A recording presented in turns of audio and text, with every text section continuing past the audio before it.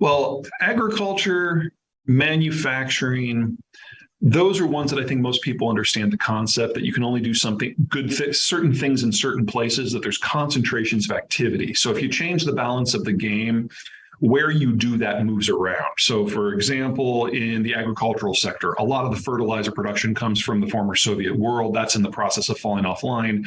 So if you have a soil type like in Brazil that just requires more fertilizer in order to grow anything, you're in trouble. I think that plays to people's mental bandwidth. I think the more important issues are the things that kind of operate under the hood that we don't necessarily think of every day because we assume that there's no problem. Transport's a great example. The concept of being able to move anything at scale anywhere in the world at a very low cost, reliably, with no security cost whatsoever, historically speaking, that is a laughable concept, but it's indelibly woven into how we think of the world today. I mean, you only have to go back a century and a half to get to a period when it was cheaper to move things from London to Massachusetts as opposed to moving them from Massachusetts to New York on a road. And we're moving into a world where international transport is not going to be safe. And in that sort of a world, everything about our current energy, agriculture, everything else breaks down. And transport becomes a local and a regional concern instead of a national one. And that forces a complete reimagining of how the world works. Piracy, state piracy, and privateering, all three of them I see coming back in a very big way. We're seeing piracy in places that are kind of in the no man's land between the major economic zones. So if you think today of the major zones as the Brazilian coast, the American coasts, the European system, the Chinese system, the Indian system, and the Persian Gulf system, those areas have negligible piracy at all. And we have very few zones that are in between where the rule of law on the sea exists, or where it doesn't exist. And that's where we see piracy. What I'm saying is that when you break down some of these bigger blocks and they can no longer function, and the writ of the state is no longer able to provide regional security, then we have more of those zones. And the more of them that we have, the more countries will have a vested interest in disrupting trade for their own reasons. I would argue that the country to watch the most robustly as the United States kind of backs away from things is India, because they're the first major country out of the Persian Gulf, and there is no way in hell they will let themselves have an energy crisis if they can avoid it. So the specifics of the forecast is that we were going to have a disruption either due to war or to the sanctions that were going to force the Russians to basically export less. And as pressure builds up in the pipe back to the permafrost, that the wells themselves would freeze shut because the water that comes as a byproduct would freeze within the pipes and bust them from the inside.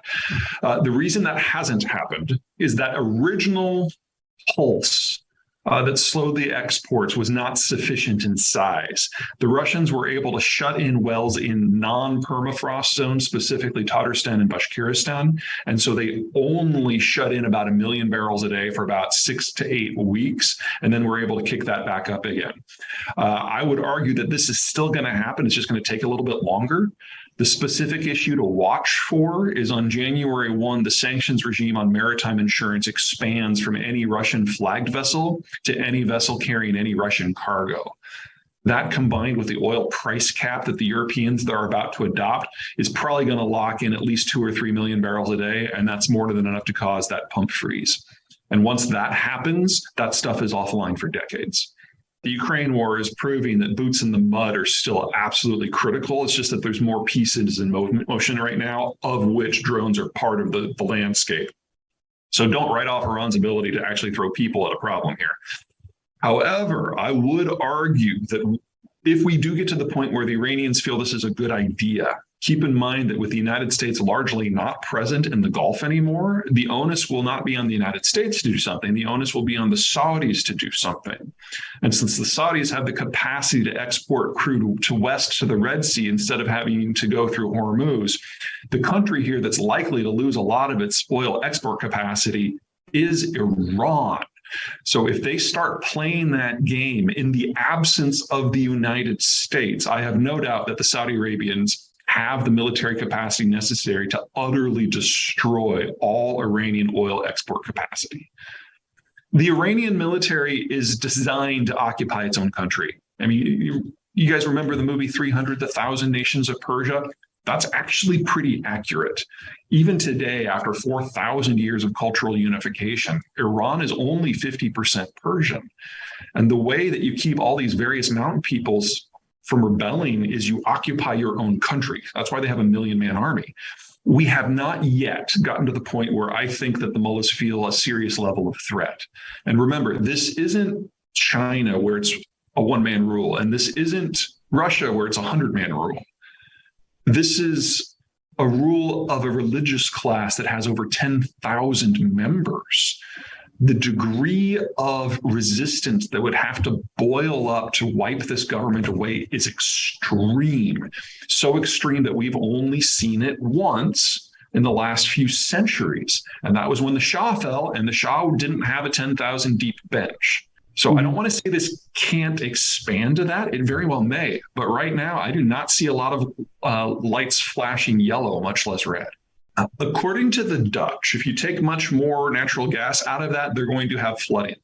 And remember that the majority of the Netherlands is below sea level already. So that is a non-trivial concern. So they're very nervous for a number of reasons about playing that card. Now, the North Sea overall is a better play, and the Norwegians are doing everything they can to increase output as much as they can. But even if you open the Dutch fields all the way, you're probably only going to solve about 5 to 10% of the problem. People forget that oil and natural gas are the internationally traded fossil fuels. Yes. The ones that are relatively low carbon. What we're seeing Europe doing is going en masse back to wood and coal. In fact, about 70% of the electricity that was generated in Germany this last month was coal and lignite. And we think of wood as a supplement, but it is as carbon intensive as lignite if you're burning it for either power or heat. And we are seeing the Europeans go to that at a pace that we have not seen since the dawn of the early industrial age, when people were making charcoal en masse. One of the biggest concerns, whether it's environmentally or economically, that I have at the moment, and I don't see a way that this gets fixed, is the Germans have become so addicted to inexpensive, reliable natural gas supplies out of Europe or out of Russia that they base their entire economic system on it. So the natural gas doesn't just provide them with power. It's the base material for the entire petrochemical sector. And then that petrochem stuff is, for the most part, net exported. It's the base of their entire manufacturing model. Well, without the natural gas, and it's not coming back, the infrastructure's been destroyed, and some of the backup stuff all go through the conflict zone. So, it's not coming back at all. And even if they bring it in an LNG form, it'll be 6 times the cost of the old stuff. So what you're looking at is not just a collapse of their electricity sector and their petrochemical sector, but the entire German industrial model is going to be gone within 2 years. And that takes with it Belgium, the Netherlands, Poland, Czech Republic, Slovakia, Hungary, Romania, and Bulgaria.